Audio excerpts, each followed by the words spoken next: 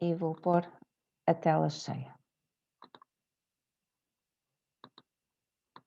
Ora, nós hoje, bem-vindos a todos, nós hoje vamos dar início à nossa terceira sessão do programa de treino de gestão emocional.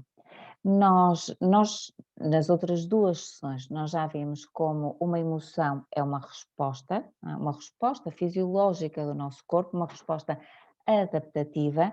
Já vimos que responde a um estímulo que pode ser interno ou externo, interno como um pensamento ou uma memória, e vimos também que esta informação é sentida e processada pelo nosso corpo, daí a importância da consciência corporal. E hoje eu queria começar, hoje o treino vai ser ligeiramente diferente, não vamos ter um exercício no final, vamos ter exercícios durante. Hoje eu queria começar com um exemplo para nós vermos como é que estas temáticas que abordamos nas duas sessões se podem ver materializadas. Quando nós vamos a um restaurante, vamos imaginar, vamos a um restaurante e o empregado aproxima-se de nós e diz-nos que não tem aquilo que nós havíamos pedido. Na verdade, ele diz-nos, nós queríamos, vamos imaginar, um empadão de atum e o empregado faz-nos outra sugestão que é bacalhau com natas. Ora, o que pode acontecer, vamos imaginar nesta situação, é que quando ele diz bacalhau com natas, o nosso corpo imediatamente sente uma sensação de repulsa ou nojo. E isto é informação. E provavelmente nós pedimos um bife grelhado em vez desse prato. Portanto, o nosso corpo acaba por nos dar esta informação e eu creio que com este exemplo muito simples nós conseguimos ver esta tríade de emoção, interpretação e ação ou decisão, sendo a decisão ou a não decisão uma ação. Então, entrando no tema de hoje, a pergunta que eu faço é: quem causou esta emoção? Terá sido o empregado do restaurante ou teremos sido nós? A minha resposta é: somos nós ou fomos nós. Porquê? Porque somos sempre nós que sentimos e o palco onde estamos é sempre nosso, que é o corpo. Agora eu vou-vos dar outro exemplo onde se pode ver mais claramente, porque este exemplo da emoção no restaurante, mas não vamos trabalhar com uma emoção primária. Aqui falamos da repulsa, uma emoção primária, é imediata, portanto é logo desplotada pela uma sensação de rejeição pelo nosso corpo quando nós ouvimos o bacalhau com natas, mas vamos ver aqui o exemplo de uma emoção secundária em ação. Vamos imaginar que estamos num restaurante.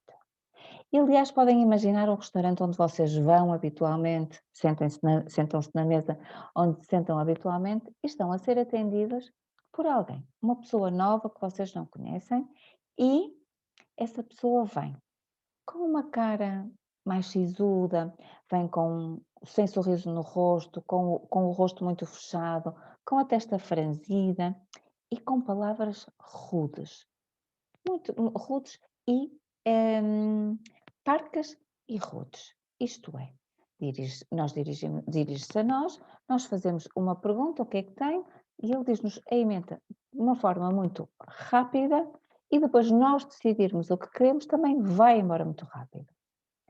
E nós ficamos a pensar e a interpretar. Dizemos quão desagradável foi. Agora, o que é que nós sentimos nestas situações se não pensarmos no que estamos a interpretar? Nós provavelmente começamos a sentir um desconforto cá dentro, certo?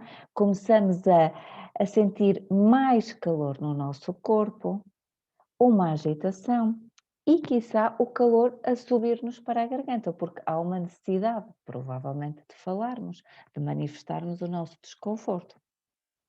O corpo fica mais quente, ficamos mais agitados, não é? As mãos ficam mais tensas e sentimos esta necessidade, quase um nó na garganta, para falar.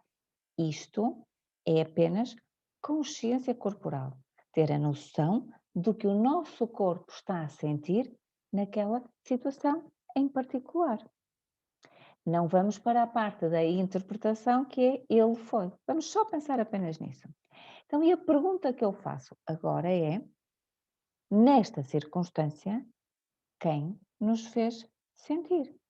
Se foi a atitude daquele funcionário, daquele empregado do restaurante, que nos fez sentir tudo aquilo que o nosso corpo estava a sentir. E a resposta, novamente, é não. Não foi o funcionário que nos fez sentir. E vamos ver por que razão não foi o funcionário que fez sentir. Então vejamos. Nós vamos à mesma cena. Estamos sentados lá e depois de tudo ter acontecido, do empregado ter vindo falar connosco e foi rude, utilizou as palavras rudes e estava de testa franzida, com a cara muito fechada, e nós sentimos aquilo tudo dentro de nós, depois ficamos a saber que ele estava naquele estado porque tinha pedido uma semana de férias ao patrão, porque tem o filho no hospital e queria tomar conta dele, porque a mulher também havia ficado doente. E o patrão não só lhe disse que ele não tinha férias, como depois o obrigou, na verdade, não é, a tomar uma decisão e ele acabou por se despedir. Então, se nós percebermos este enquadramento e tendo em conta este contexto, as nossas emoções mudam. E isto faz-nos levantar aqui outra pergunta, que é: quem nos fez sentir? Foi agora o empregado do balcão? Foi o patrão? Nós, com este exemplo, percebemos que, primeiro, as emoções são voláteis. Elas vão acontecendo e vão mudando à medida que as situações vão surgindo. Depois, o que nós sentimos relativamente a uma situação pode ser mutável, isto é, basta mudarem os factos, que não são factos, basta mudar a interpretação que nós fazemos das ocorrências que mudam as nossas emoções. Então, o importante aqui é compreender, com estes exemplos, o seguinte: somos nós que fabricamos as nossas emoções. Ninguém nos pode fazer sentir algo, porque as emoções são fabricadas em nós e por nós. Isto acontece porque nós damos uma interpretação, ou seja, fazemos uma interpretação da informação que o corpo nos dá. Quando eu começo a sentir calor, não é? Eu digo imediatamente que eu estou a ficar zangada porque o empregado foi rude. E é isto que acontece na vida. E depois achamos que é o outro que nos faz sentir.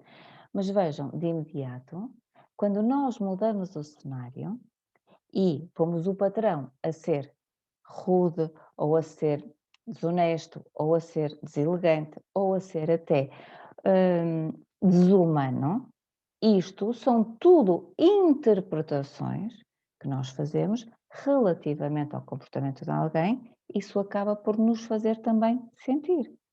Porque agora também podemos dizer, e acrescentávamos, não é? Um terceiro cenário é que aquele funcionário mentia descaradamente, portanto, aquela era a 10ª vez ou a enésima vez que ele estava a mentir. E aqui voltamos novamente a mudar o nosso cenário emocional, porque o contexto mudou. Então, o contexto, no fundo, somos nós. O contexto que permite interpretar as emoções somos nós. Porquê? Porque tudo aquilo que nós somos e guardamos cá dentro, todas as nossas experiências, e toda a nossa vivência, é que dá o contexto para a interpretação. Portanto, há tantas realidades quantas pessoas há no mundo.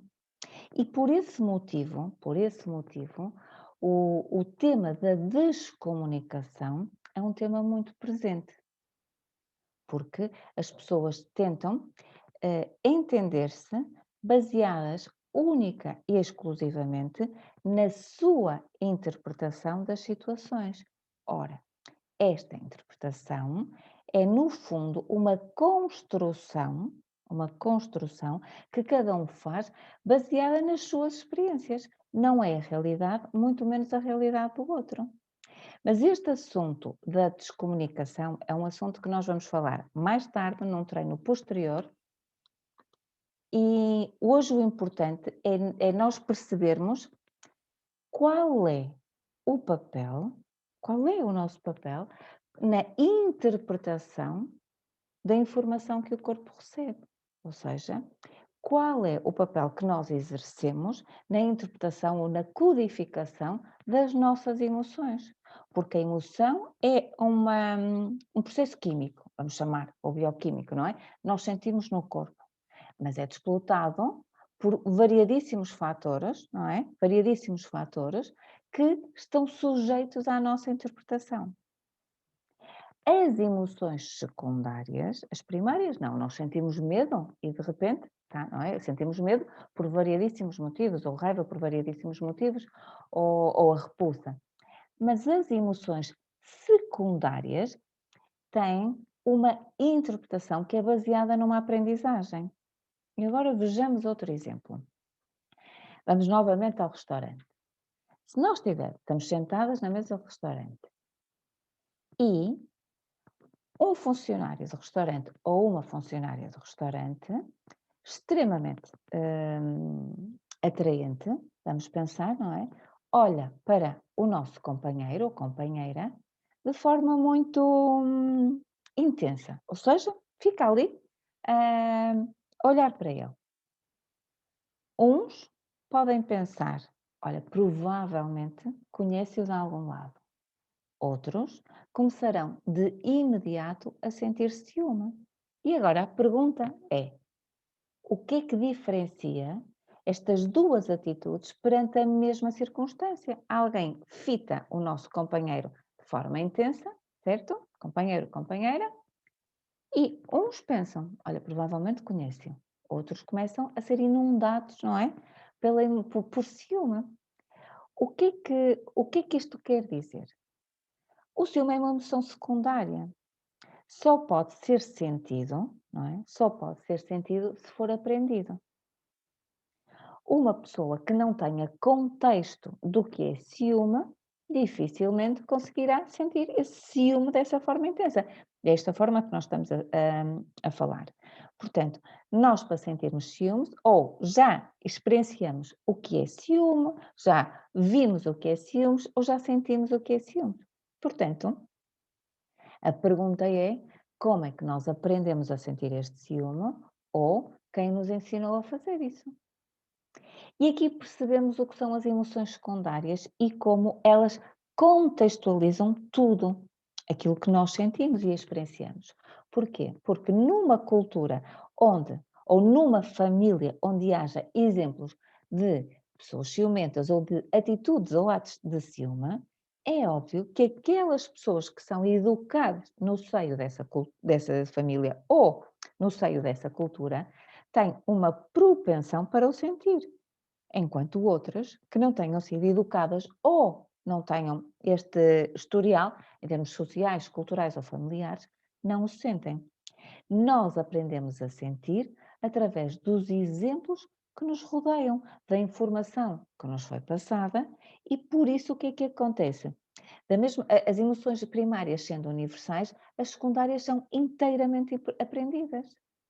E por isso nos são passadas de forma não consciente também, e isso condiciona as nossas atitudes. Reparem, há culturas onde a culpa não é sentida. Não é sentida. Não há esta emoção de culpa simplesmente porque, em termos históricos, não há essa vivência. Há culturas onde a vergonha tem um peso muito, muito, muito forte na cultura. Se pensarmos, por exemplo, na questão da religião e formos para os muçulmanos, a questão da vergonha está profundamente intrincada naquela sociedade. E isto é aprendido. Aprende-se a sentir aquela emoção, neste caso por influência cultural e também religiosa. Mas há aqui outro exemplo que eu gostava de dar, para nós sentirmos, ah, algo mais cotidiano. Por exemplo, a nossa, a nossa forma de lidar com a crítica. Quando alguém está a fazer uma avaliação ou está a tecer um juízo crítico relativamente a nós ou ao nosso trabalho, há pessoas que podem encarar aquilo numa perspectiva muito positiva e ficam alegres, não é? Ou ficam muito satisfeitas. Outras poderão sentir culpa, porque de imediato pensam podia ter feito melhor. Outras poderão sentir vergonha por achar que aquilo que fizeram não foi bonito, não é?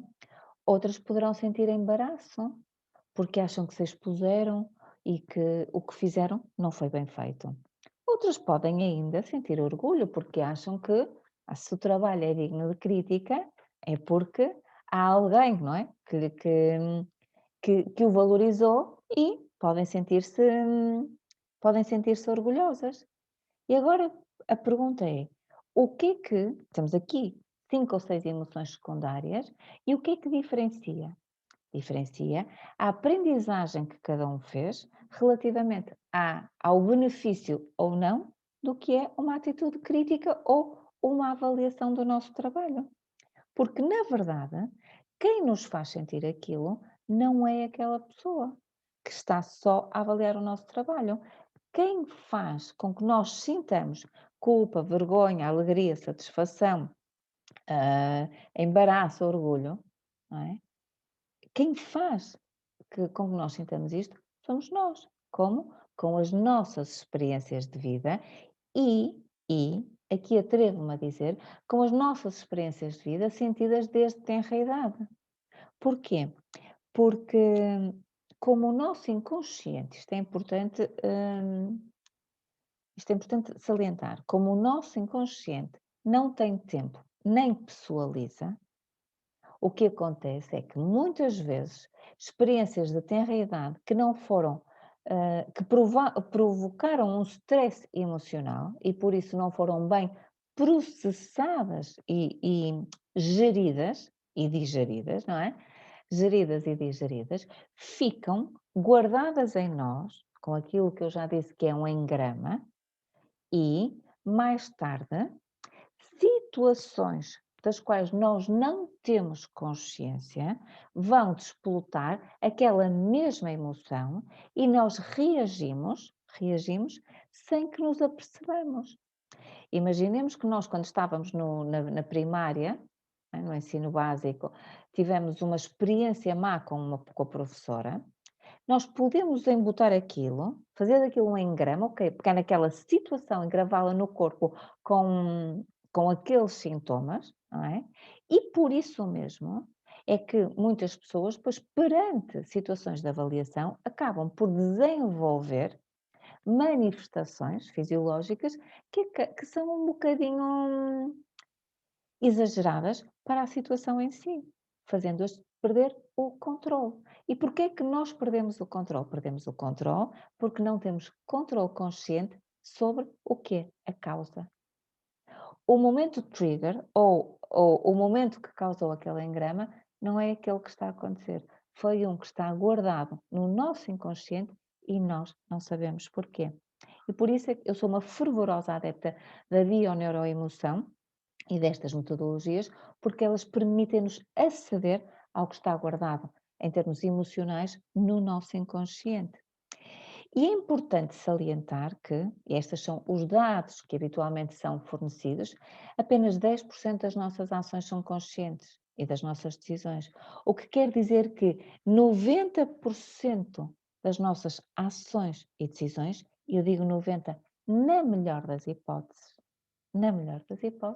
são inconscientes, não é? Portanto, reparem que nós somos movidos por, pelo nosso inconsciente e é o nosso inconsciente que nos faz também sentir. Como nós falamos já no início, falamos na primeira sessão, que são estímulos conscientes e inconscientes.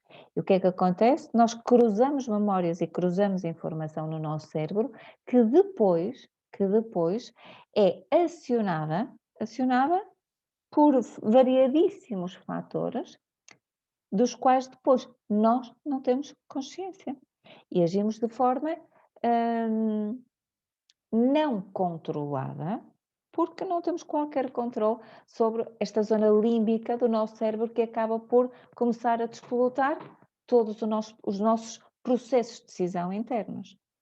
Mas eu agora, por último, nós reparamos, e aqui salientamos com estes exemplos hoje, que nós somos sempre os responsáveis por tudo aquilo que sentimos. Com consciência ou não, a responsabilidade é nossa. Uma coisa é quando se diz quem é que tem a culpa. Quem tem a culpa, a culpa é algo que nós atiramos ao outro, não é?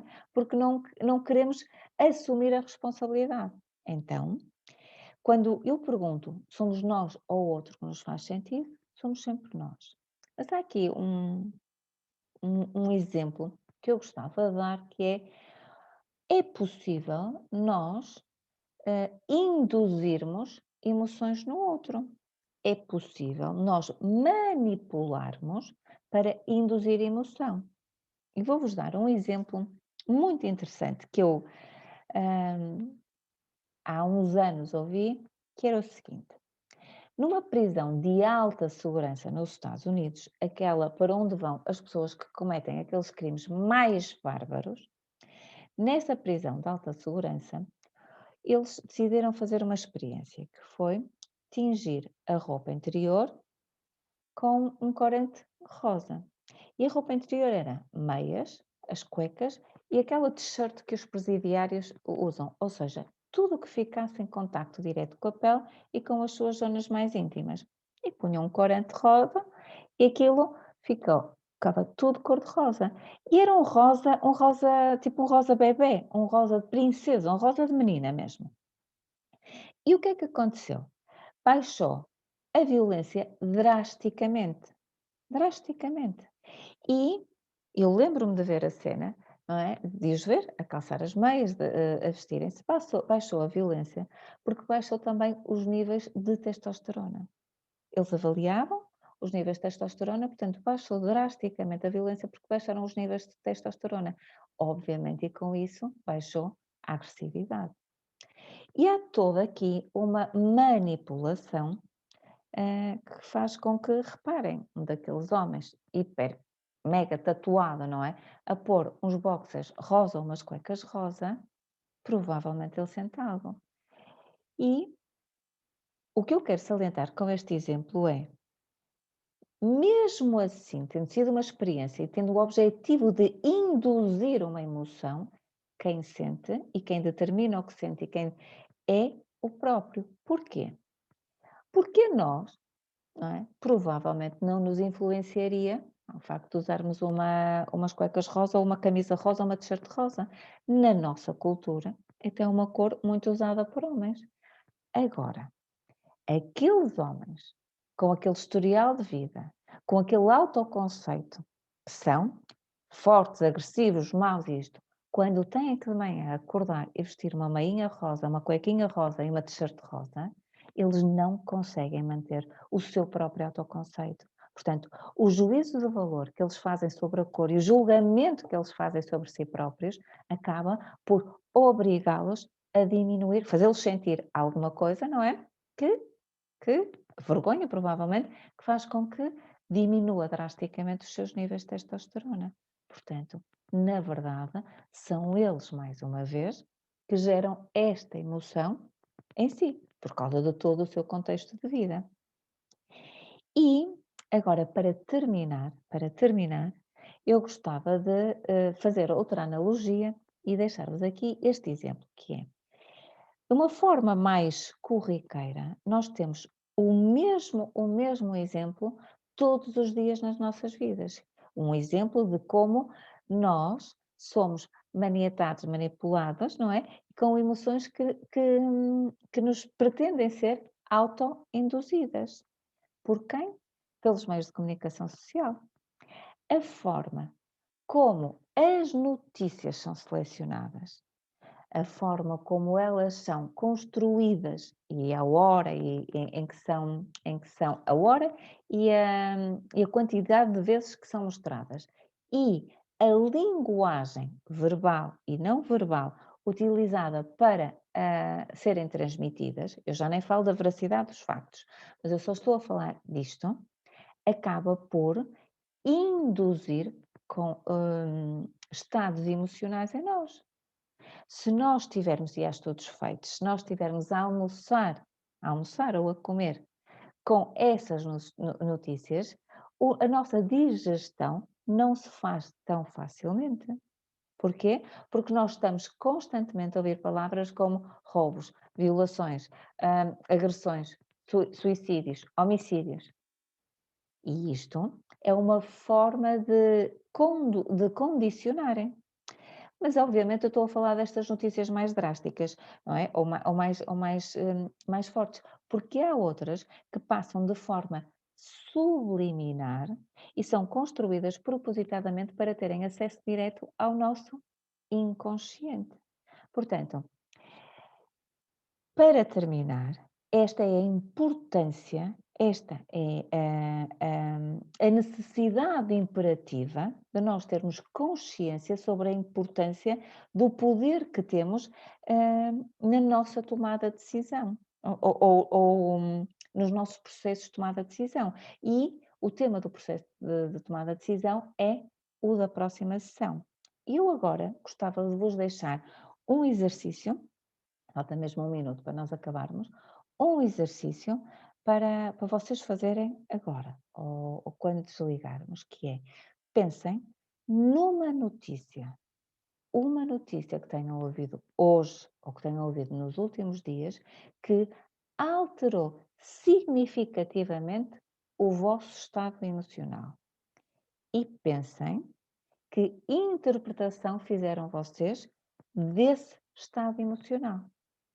Independentemente da notícia que era, o que nós nos devemos focar é no estado corporal, isto é, na consciência daquilo que nós estamos a sentir, mas depois dar atenção à nossa atitude. Atribuímos a culpa ao outro? Fizemos uma interpretação que julgava o comportamento do outro e, de alguma forma, acabou por pôr nele o ónus daquilo que nós estávamos a sentir?